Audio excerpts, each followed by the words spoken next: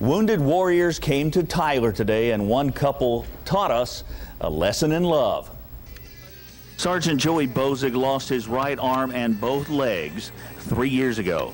I was severely injured in Iraq, October 27, 2004. My Humvee rolled over an anti-tank mine, and I was in the passenger front seat, so it was a pressure-release landmine, and I pretty much blew up my floorboards and severely injured my legs and severed my hand and my forearm.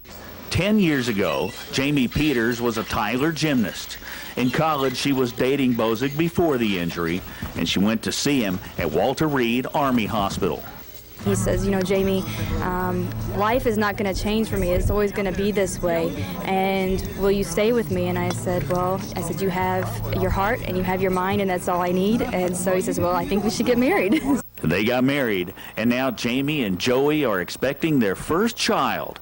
Their story was the main story of the Wounded Warrior Pro-Am. 100 golfers helped raise $7,000 to $10,000 for wounded war veterans.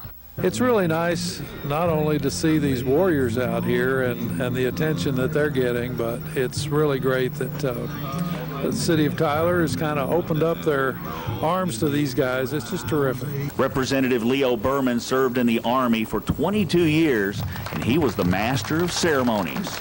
Of all the events I've ever been involved in, this is perhaps the most emotional event for me.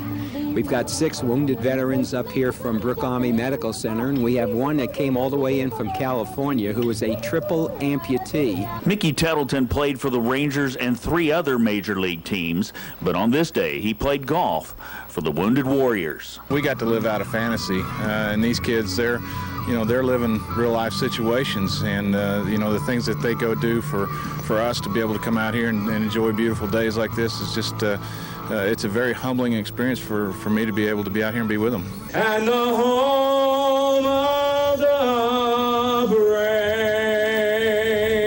Neil McCoy sang the national anthem, and 2 Black Hawk Army helicopters flew over the Cascades course. It was Tyler's way of saying thank you to our wounded warriors.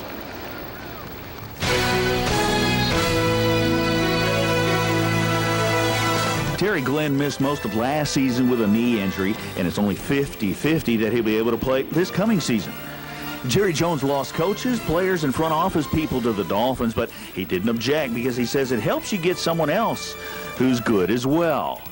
Former Cowboys assistant and former Oklahoma head coach John Blake is an offensive line coach now at North Carolina. He's convinced he'll be a head coach again someday. He said Bill Belichick and Mike Shanahan got second chances, and they did.